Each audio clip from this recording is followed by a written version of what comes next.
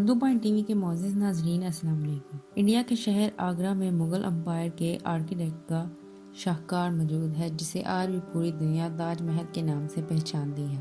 42 ایکڑ پر پھیلا ہوا دور سے ہی چمکتا ہوا یہ مقبرہ جہاں اپنے اندر خوبصورتی کے باغیچے سجائے ہوئے ہیں، وہیں اس کے اوپر غم اور اداسی کے کئی بادل ابھی تک منڈرا رہے ہیں۔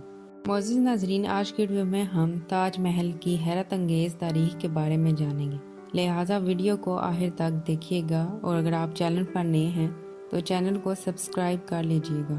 ناظرین گرامی، لگ بھگ 400 سال پہلے بنائے جانے والا یہ خوبصورت سٹرکچر جہاں اپنے دور کی سب سے بڑی اور سب سے شاندار بلڈنگ ہوا کرتی تھی، وہیں آج اس کو دنیا کا 7واں عجوبہ بھی کہا جاتا ہے۔ اس عالیشان بلڈنگ کو بنانے میں 20,000 مزدوروں نے دن رات خون پسینہ بہایا، وہ بھی 22 سالوں تک۔ شاہجہاں مغل خاندان کا 5واں حکمران تھا۔ اپنے تیسرے رجال سال کے دوران اس کی پسندیدہ بیوی، جس سے ممتاز محل کے نام سے جانا جاتا تھا، انتقال کر گئی۔ بہت غمگین شہنشاہ نے تقریباً فوراً ہی اپنی پیاری بیوی کے لیے ایک مستقل آرام گاہ کی تعمیر کا منصوبہ شروع کر دیا۔ ان کی کوششوں اور وسائل کا نتیجہ یہ تھا کہ وہ مقبرہ، جسے عصری مغل تاریخیوں میں روشن مقبرہ کہا جاتا ہے اور جسے آج دنیا تاج محل کے نام سے جانتی ہے، عام الفاظ میں سنی مسلمان کھلے آسمان کے نیچے سادہ تدفین کے حق میں ہے، لیکن مغلوں کے لیے قابل ذکر گنبد والا مقبرہ نیز وسطی ایشیا کے دیگر حکمرانوں کے لیے شاہجہاں کی حکومت سے پہلے تعمیر کیا گیا تھا۔ شاہجہاں نے آگرہ میں تاج محل بنوایا، جہاں اس نے 1628 میں تخت سنبھالا۔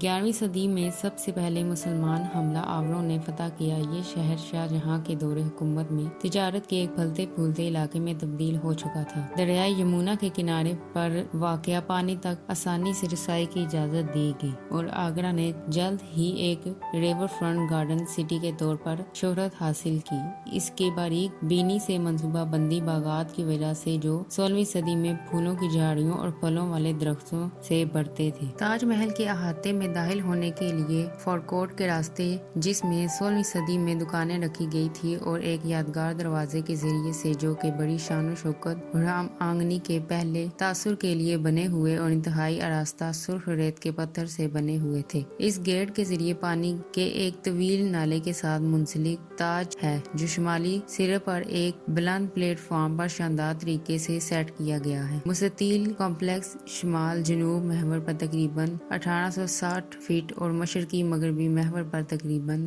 1000 فٹ چلتا ہے۔ سفید سنگ مرمر کا مقبرہ سرخ ریت کے پتھر میں ایک جیسی عمارتوں کے ساتھ دونوں طرف جھکا ہوا ہے۔ سنگ مرمر کا ڈھانچہ ایک بس گنبد سے اوپر ہے اور اس کے چاروں طرف برابر اونچائی کے 4 مینار ہیں، جبکہ اسلامی فن تعمیر میں مینار عموماً مساجد سے منسلک ہوتے ہیں، جو مؤذن کے استعمال کے لیے اذان کی قیادت کرتا ہے۔ یہاں وہ فعل نہیں بلکہ آرائشی ہے، جو ایک بار پھر ساختی توازن اور ہم آہنگی پر مغلوں کی توجہ کو واضح کرتا ہے۔ تاج کا اندرونی منزل کا منصوبہ 8 درجے کے اصول کو ظاہر کرتا ہے، جو جنت کے 8 درجوں کی طرح اشارہ کرتا ہے۔ ایک کراس محوری منصوبے پر مرکزی جگہ سے منسلک 8 ہالوں اور سائیڈ روم پر مشتمل 15ویں صدی کے وسط سے اسلامی فن تعمیر کے لیے پسندیدہ ڈیزائن۔ مرکزی چیمبر کے مرکز میں ممتاز محل کا سنگ مرمر کا ایک بلند پلیٹ فارم پر ہے۔ 3 دہائیوں بعد مرنے کے بعد شہنشاہ کا سینوٹاف اس کے پاس رکھا گیا تھا۔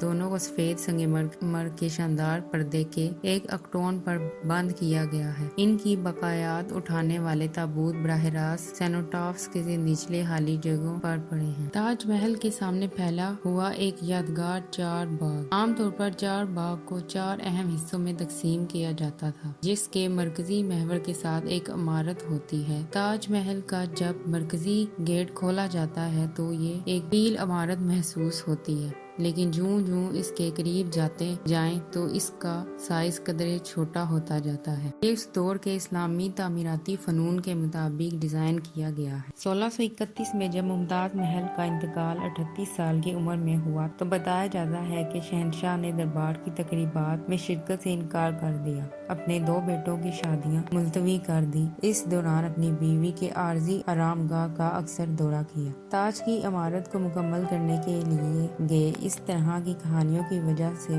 مشہور اداب میں تاج محل کو تعمیراتی محبت کی علامت کہا جاتا ہے۔ اگر تخت پر اس کا الحاق ہموار تھا تو شاہجہاں کی اس سے رخصتی نہیں تھی۔ شہنشاہ ایک حکمران کے طور پر نہیں، ایک قیدی کے طور پر مرا تھا۔ 1666 میں اپنی موت سے پہلے 8 سال تک نظر بندی کے تحت آگرہ کے قلعے میں چھوڑ دیا گیا۔ شاہجہاں تاج محل کے صرف دور دراز کے نظارے سے لطف اندوز ہو سکا، لیکن اس نے جو شاندار سنگ مرمر کا مقبرہ آنے والی نسلوں کو ذہن میں رکھتے ہوئے بنایا تھا، اس کی تعمیر کے 350 سال بعد بھی برقرار ہے، اور خیال کیا جاتا ہے کہ یہ آج کی دنیا میں سب سے زیادہ قابل شناخت منظر ہے۔ تاج محل میں اپنی پیاری بیوی کے پاس پردے خاک کیا گیا وہ شخص جسے کبھی دنیا کا بادشاہ کہا جاتا تھا، دنیا کے سب سے زیادہ اسراف اور یادگار مقبرے کی تعمیر کے لیے بھی مستقل شہرت سے لطف اندوز ہوتا ہے۔ تاج محل دنیا کے عظیم سیاحتی مقامات میں سے ایک ہے، جہاں ہر سال لاکھوں زائرین کی میزبانی ہوتی ہے۔ اگرچہ اسے 1983 میں یونیسکو کی عالمی ثقافتی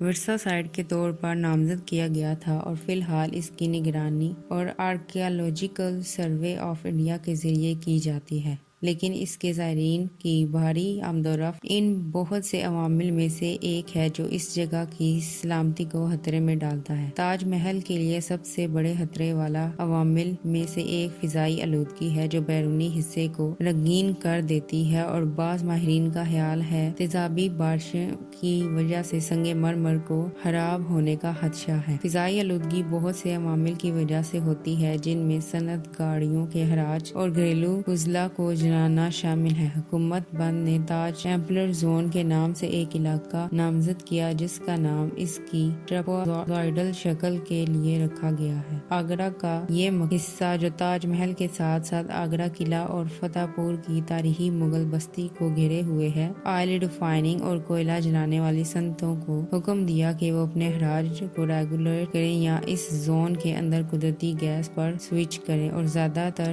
نے اس کی تعمیل کی ہے۔ تاج محل کے لیے ایک اور ممکنہ خطرہ جمنا ندی کا خشک ہو جانا ہے، جو کمپلیکس کے عقب میں بہتی ہے۔ میونسپل پانی کی سپلائی کو بڑھانے کے لیے دریا کو تاج محل سے اوپر کی طرف جزوی طور پر بند کیا گیا ہے، اور کچھ لوگوں کا کہنا ہے کہ پانی کی سطح کم ہونے کی وجہ سے مٹی میں ہونے والی تبدیلیاں یادگار کی ساختی سلامتی کو خطرہ بنا سکتی ہیں۔ مختلف کارکنوں اور علماء نے سنگ مرمر کے چبوترے میں دھاڑے ڈھانچے کے دھنسنے اور مینار کی نوکیں ملنے کا دعویٰ کیا ہے، حالانکہ یونیسکو کا دعویٰ ہے کہ جسمانی تانے بانے اچھی حالت میں ہیں اور ساختی استحکام، بنیاد کی نوعیت، میناروں کی عمودگی اور تاج محل کے دیگر تعمیراتی پہلو کا مطالعہ کیا گیا ہے، اور ان کی نگرانی جاری ہے۔ تاج محل بجا طور پر لاکھوں مسافروں کے لیے ایک اعلیٰ منزل ہے۔ جیسے جیسے عالمی سیاحت میں اضافہ ہوتا ہے اور صنعت کے معاشی دباؤ میں اضافہ ہوتا جا رہا ہے، اس جگہ کی نگرانی کرنے والے حکام کو قانونی اور سختی اقدامات کو نافذ کرنے کی کوشش کرنی چاہیے، تاکہ یقینی بنایا جا سکے کہ یہ ناقابل تلافی یادگار زندہ رہے۔ اردو پوائنٹ ٹی وی کے معزز ناظرین، امید ہے آپ کو ہماری ویڈیو اچھی لگی ہوگی۔ حسب معمول اگر ویڈیو اچھی لگی ہے تو ویڈیو کو لائک کرنا اور چینل کو سبسکرائب کرنا مت بھولیے گا۔ ملتے ہیں اسی طرح کی تاریخی، سائنسی، تحقیقی ویڈیو کے ساتھ، تب تک کے لیے اللہ نگہبان۔